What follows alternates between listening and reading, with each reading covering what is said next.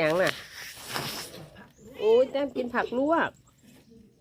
คือดีแท้โอ้หัวใจความแต่นี่เพื่อสุขภาพกินได้แม่มะละกอก็กินเอากินเข้าไปกินเข้าไปนะไอพี่สามก็มานั่งเฝ้าน้องพี่สามจะกินอะไรครับพี่สามกินอะไรพี่สามโตแล้วพี่สามกินอะไรก็ได้พี่สามโตแล้วให้น้องกินก่อนให้น้องกินก่อนเห็นไหมไอ้แต้มมันกินผักลวกเอ้ยไม่